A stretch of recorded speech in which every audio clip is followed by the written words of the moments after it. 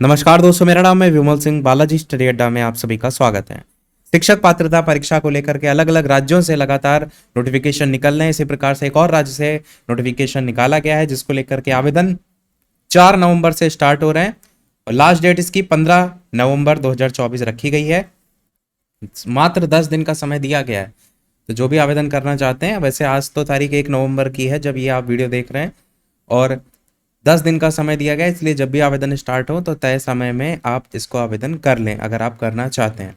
ये करेक्शन को लेकर के डेट है 15/11/2024 से 17/11/2024, जो कि साइड में आप देख पाएंगे करेक्शन को लेकर के। अब ये बात करते हैं, ये जो नोटिफिकेशन निकाला गया है ये किस राज्य का है, तो ये है आपका हरियाणा का। हरियाणा टीचर एलिजिबिलिटी टेस्ट, जिसको हम शॉर्ट में HTET के नाम से जो है वो जानते हैं। अब यहाँ पर बात करते हैं कि क्या कुछ फीस रहे देखने को आपको मिलेगी।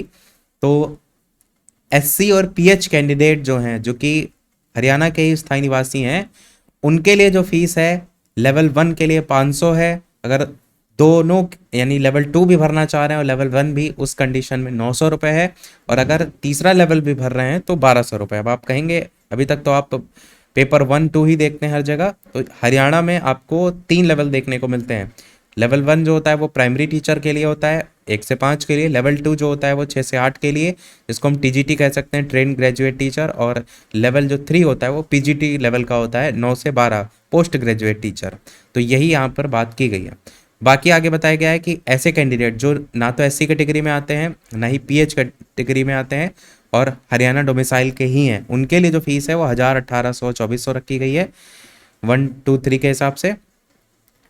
और जो तीसरा कैटेगरी है ये है आपका जो हरियाणा के नहीं है, मतलब अदर स्टेट की बात की गई, all candidates non Haryana domicile. और यहाँ पे SC और PH कैंडिडेट सभी के लेकर के बात की गई है 1000, 1800, 2400 ये फीस आपको देखने को मिलेगी। अब यहाँ पर कुछ इंस्ट्रक्शन को लेकर के बात की गई है। जो मेन इंस्ट्रक्शन है वो हम यहाँ पर जो है वो बात कर लेते हैं। स्टार्टिंग में तो जितने भी आपका आवेदन से लेकर के यहाँ पर हैं उसकी बात की गई है। मेन पॉइंट है एलिजिबिलिटी को लेकर के। तो यहाँ पर पहले पॉइंट में बताया गया है कि who intends to be a teacher for class 1 to 5 PRT primary teacher and fulfils the minimum qualification.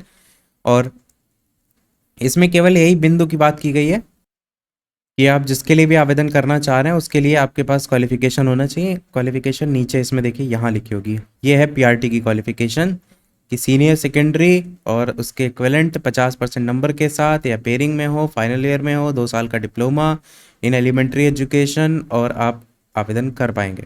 Senior secondary with at least 45% marks, passed और appearing final year of 2 year diploma in elementary education, यहाँ पर भी आप आवेदन कर पाएंगे। Senior secondary और its equivalent with at least 50% number, यहाँ पर BLED को लेकर के बात की गई है, ऊपर DLED को लेकर के बात की गई है, यहाँ पर स्पेशल एजुकेशन DLED को लेकर के बात की गई है।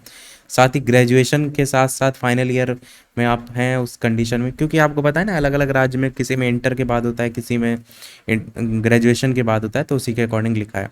दूसरे पॉइंट के तौर पर एक और चीज़ लिखी है कि मैट्रिक विद हिंदी या संस्कृत और senior secondary graduation post graduation with Hindi as one of the subject आपका होना चाहिए। ये चीज़ देखिए सेकंड नंबर डाल के अलग से एक ये आप कहेंगे कंडीशन जो है वो दे दी गई है।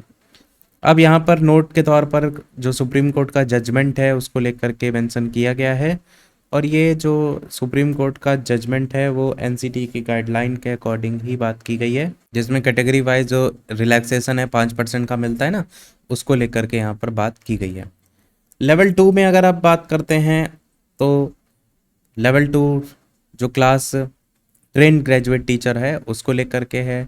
अब यहाँ पर आप देखेंगे तो BTC, JBT, DED, DLED 6 से 8 के लेवल में DLED जो है वो भर सकते हैं, और BEd तो भर ही सकते हैं। यहाँ पर BLED और इसी प्रकार आपको एज अ सब्जेक्ट के तौर पर भी बताया गया है कि किस किस सब्जेक्ट से, और यहाँ पर भी कंडीशन दी गई है हिंदी और संस्कृत एज अ सब्जेक्ट को लेकर के, जो कि ऊपर आपको PRT में देखने को मिला। इसी प्रकार TGT साइंस के लिए अलग से है, उसी विषय से आपका होना चाहिए। TGT इसी प्रकार मैथमेटिक्स के लिए है, इसी प्रकार TGT इंग्लिश के लिए है। जैसे TGT इंग्लिश एक एग्जाम्पल के तौर पर देखें तो बैचलर डिग्री और 50% नंबर के साथ इंग्लिश आपका एज अ कंपलसरी सब्जेक्ट आपका होना चाहिए, वही चीज़ यहाँ पर बात की गई है।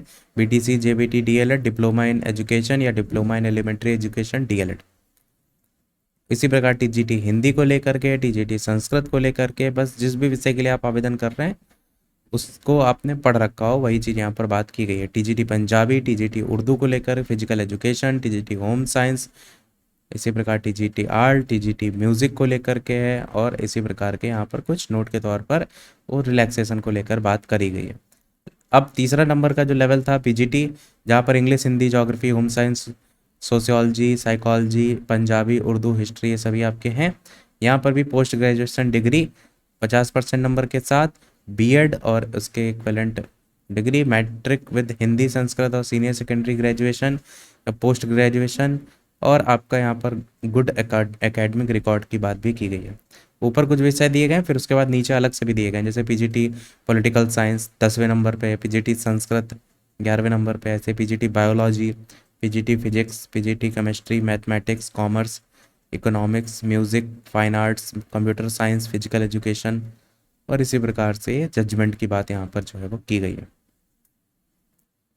बाकी यहाँ पर जो आपको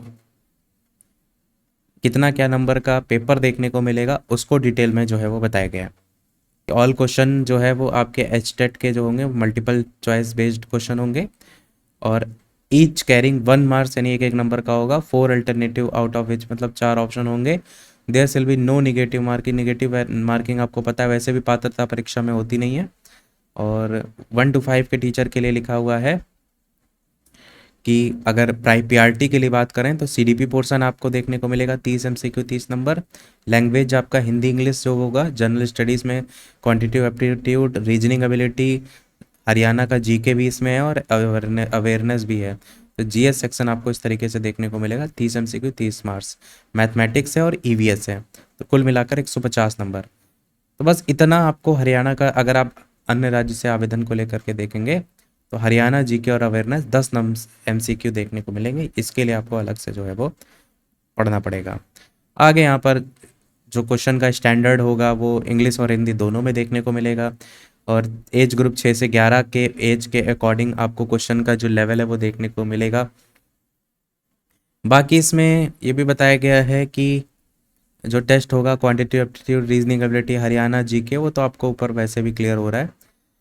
क्वालिफाइंग मार्क्स के लेकर के बात करें तो 60% 90 नंबर चाहिए होते हैं। 55% जो रिजर्व कैटेगरी है उनके लिए होता है, यानी 82 नंबर, और 60% यानी 90 नंबर जो है वो सभी के लिए हैं for schedule caste and differently abled physical challenge for other state. यहाँ पर अदर स्टेट को 90 नंबर जो है वो लाने होंगे। निगेटिव मार्किंग तो पहले ही मैंने बता दिया नहीं है। इसी प्रकार लेवल 2 के लिए भी सेम यहाँ पर आपको देखने को मिलेगा। सीडीपी सेक्शन लैंग्वेज में आपको Hindi English, GS, quantitative aptitude, reasoning same है आपका लगभग। नेचर स्टैंडर्ड यहाँ पर 11 से 16 साल, ये जो है वो एक लेवल एज ग्रुप की बात की गई है कि इस लेवल स्टैंडर्ड के क्वेश्चन तो आपको देखने को मिलेंगे, और इसीलिए एक एज ग्रुप दे दिया गया है। बाकी यहाँ पर subject as prescribed for class यहाँ पर दिया गया है 6 से 10 को लेवल के लेकर के, मतलब इस एनसीईआरटी वगैरह जो आप पढ़ते हैं तो उस लेवल की आपको पढ़नी पड़ेगी। बाकी क्वालिफाइंग मार्क्स निगेटिव मार्किंग को लेकर सेम क्राइटेरिया है यहाँ पर भी। पीजीटी को लेकर के अगर बात करें तो यहाँ पर आपको एज अ सब्जेक्ट, और बाकी लगभग सारी चीज़ें यहाँ पर भी वही है। यहाँ पर 60 नंबर का आपको वही सब्जेक्ट जो भी आप सेलेक्ट करेंगे 60 एमसीक्यू उसके देखने को मिलेंगे। यही चीज़ आपको ऊपर भी देखने को मिल रही होगी, ऊपर वाला जो था ना इसमें भी वही 60 एमसीक्यू। और जो पीआरटी वाला था वहाँ पर देखेंगे तो नहीं है, वहाँ पर ईवीएस सेक्शन आ जाता है। तो बस इतना आंसर है पीआरटी, टीजीटी, पीजीटी में। बाकी यहाँ पर नेचर स्टैंडर्ड, यहाँ पर जो एज ग्रुप है 14 से 17 साल का आपको देखने को मिल जाएगा, और यहाँ पर जो क्वेश्चन का लेवल देखने को मिलेगा वो आपको 9 से 12 तक का देखने को मिलेगा। और यहाँ पर board of school education Haryana का दिया गया है, मतलब वहाँ की जो एससीईआरटी की किताबें होती है ना उसको आपको पढ़ना पड़ेगा।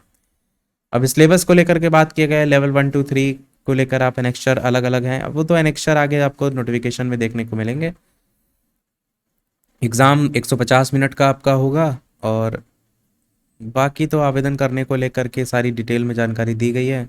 उसमें तो कोई दिक्कत अगर आपको आएगी तो आप कमेंट में पूछ सकते हैं। यहाँ पर फोटोग्राफ और थंब जो इम्प्रेशन है उसको लेकर के एक सैंपल दिया गया है जब आप आवेदन करेंगे कि 60% विजिबिलिटी होना चाहिए, वाइट बैकग्राउंड होना चाहिए, इस बात को ध्यान रखिएगा। कई लोग आवेदन करते समय इंस्ट्रक्शन नहीं पढ़ते हैं, जब आवेदन कर लेते हैं फिर बाद में सोचते हैं अरे ये तो हमने पढ़ा ही नहीं।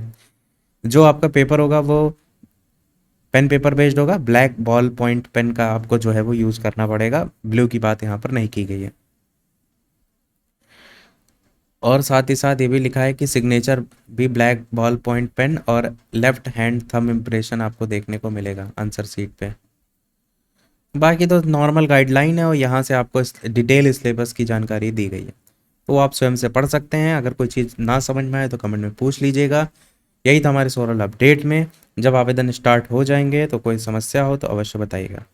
अभी के वीडियो में इतना ही रखते हैं। वीडियो लाइक शेयर सब्सक्राइब कीजिएगा। मिलते हैं अगले अपडेट में, तब तक के लिए सभी को नमस्कार, जय हिंद।